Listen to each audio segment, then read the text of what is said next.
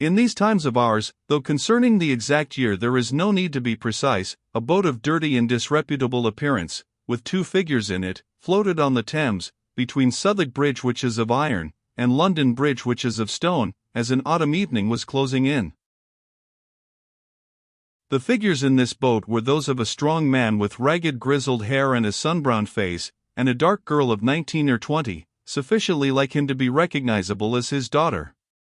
The girl rowed, pulling a pair of sculls very easily. The man, with the rudder lines slack in his hands, and his hands loose in his waistband, kept an eager lookout.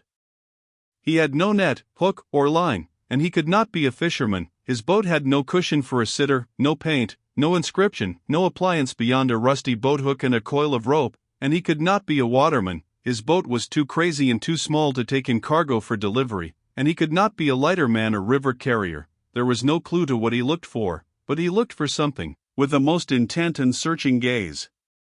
The tide, which had turned an hour before, was running down, and his eyes watched every little race and eddy in its broad sweep, as the boat made slight headway against it, or drove stern foremost before it, according as he directed his daughter by a movement of his head. She watched his face as earnestly as he watched the river. But, in the intensity of her look there was a touch of dread or horror,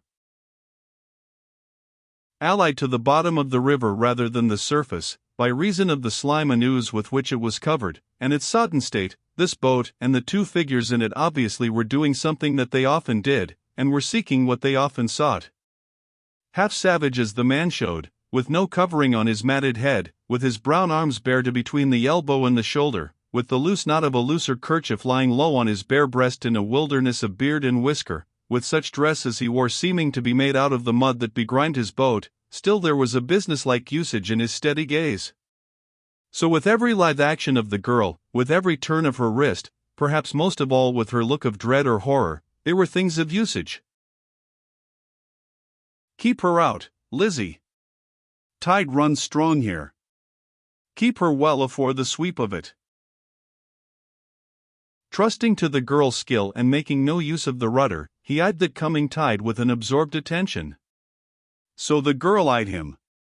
But, it happened now, that a slant of light from the setting sun glanced into the bottom of the boat, and, touching a rotten stain there which bore some resemblance to the outline of a muffled human form, colored it as though with diluted blood. This caught the girl's eye, and she shivered. "What ails you?" said the man, immediately aware of it, though so intent on the advancing waters. "I see nothing afloat." The red light was gone, the shutter was gone, and his gaze, which had come back to the boat for a moment, traveled away again. Wheresoever the strong tide met with an impediment, his gaze paused for an instant. At every mooring chain and rope, at every stationary boat or barge that split the current into a broad arrowhead, at the offsets from the piers of Southwark Bridge, at the paddles of the river steamboats as they beat the filthy water, at the floating logs of timber lashed together lying off certain wharves, his shining eyes darted a hungry look. After a darkening hour or so, suddenly the rudder lines tightened in his hold, and he steered hard towards the Surrey shore. Always watching his face, the girl instantly answered to the action in her sculling. Presently the boat swung round, quivered as from a sudden jerk, and the upper half of the man was stretched out over the stern. The girl pulled the hood of a cloak she wore, over her head and over her face, and, looking backward so that the front folds of this hood were turned down the river, kept the boat in that direction going before the tide.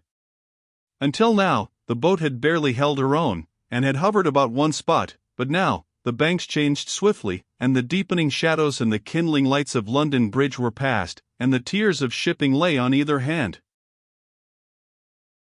It was not until now that the upper half of the man came back into the boat. His arms were wet and dirty, and he washed them over the side. In his right hand he held something, and he washed that in the river too. It was money. He chinked it once, and he blew upon it once, and he spat upon it once, for luck, he hoarsely said, before he put it in his pocket. "Lizzie."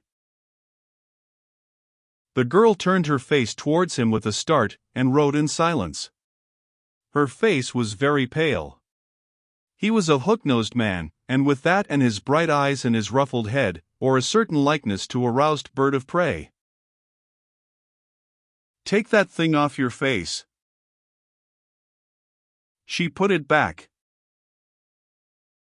"Here. And give me hold of the skulls. I'll take the rest of the spell." "No, no, father. No. I can't indeed. Father, I cannot sit so near it." He was moving towards her to change places, but her terrified expostulation stopped him and he resumed his seat. "What hurt can it do you?" "None, none. But I cannot bear it. It's my belief you hate the sight of the very river." I do not like it, father." "As if it wasn't your living. As if it wasn't meat and drink to you." At these latter words the girl shivered again, and for a moment paused in her rowing, seeming to turn deadly faint. It escaped his attention, for he was glancing over the stern at something the boat had in tow. "How can you be so thankless to your best friend, Lizzie? The very fire that warmed you when you were a babby was picked out of the river alongside the coal barges. The very basket that you slept in, the tide washed ashore. The very rockers that I put it upon to make a cradle of it, I cut out of a piece of wood that drifted from some ship or another." Lizzie took her right hand from the skull it held, and touched her lips with it, and for a moment held it out lovingly towards him. Then, without speaking, she resumed her rowing, as another boat of similar appearance, though in rather better trim, came off from a dark place and dropped softly alongside. "In luck again, Gaffer," said a man with a squinting leer, who sculled her and who was alone. "I knowed you was in luck again, by your wake as you come down." "Ah," replied the other, drily. "So you're out, are you?" "Yes, pardner." There was now a tender yellow moonlight on the river, and the newcomer, keeping half his boat's length astern of the other boat, looked hard at its track. "I says to myself," he went on, "directly you hove in view yonder Gaffer, and in luck again, by George if he ain't. Skull it is, pardner, don't fret yourself, I didn't touch him." This was in answer to a quick impatient movement on the part of Gaffer, the speaker at the same time unshipping his skull on that side, and laying his hand on the gunwale of Gaffer's boat and holding to it. "He's had touches enough not to want no more, as well as I make him out, Gaffer. Been a knocking about with a pretty many tides, ain't he, pardner? Such is my out-of-luck ways, you see. He must have passed me when he went up last time, for I was on the lookout below bridge here. I amos think you're like the Wolters, pardner, and sent him out." He spoke in a dropped voice, and with more than one glance at Lizzie, who had pulled on her hood again. Both men then looked with a weird unholy interest in the wake of Gaffer's boat. "Easy does it, betwixt us. Shall I take him aboard, pardner?" "No," said the other, in so surly a tone that the man, after a blank stare, acknowledged it with the retort. "Aren't been eating nothing as has disagreed with you, have you, pardner?" "Why, yes, I have," said Gaffer. "I have been swallowing too much of that word, pardner.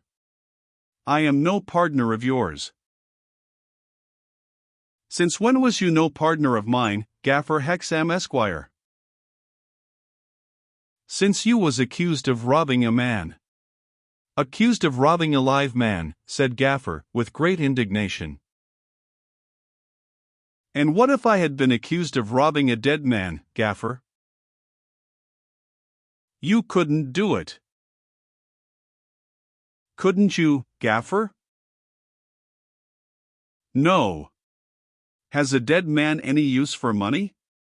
Is it possible for a dead man to have money? What world does a dead man belong to?" "T'other world." "What world does money belong to?" "This world." "How can money be a corpse's?" Can a corpse own it, want it, spend it, claim it, miss it? Don't try to go confounding the rights and wrongs of things in that way. But it's worthy of the sneaking spirit that robs a live man. I'll tell you what it is. No, you won't. I'll tell you what it is. You got off with a short time of it for putting your hand in the pocket of a sailor, a live sailor. Make the most of it and think yourself lucky, but don't think after that to come over me with your partners. We have worked together in time past, but we work together no more in time present nor yet future. Let go. Cast off. Gaffer. If you think to get rid of me this way. If I don't get rid of you this way, I'll try another, and chop you over the fingers with the stretcher, or take a pick at your head with the boathook. Cast off. Pull you, Lizzie. Pull home, since you won't let your father pull. Lizzie shot ahead, and the other boat fell astern. Lizzie's father, composing himself into the easy attitude of one who had asserted the high moralities and taken an unassailable position, slowly lighted a pipe, and smoked, and took a survey of what he had in tow. What he had in tow lunged itself at him sometimes in an awful manner when the boat was checked, and sometimes seemed to try to wrench itself away, though for the most part it followed submissively. A neophyte might have fancied that the ripples passing over it were dreadfully like faint changes of expression on a sightless face, but Gaffer was no neophyte and had no fancies.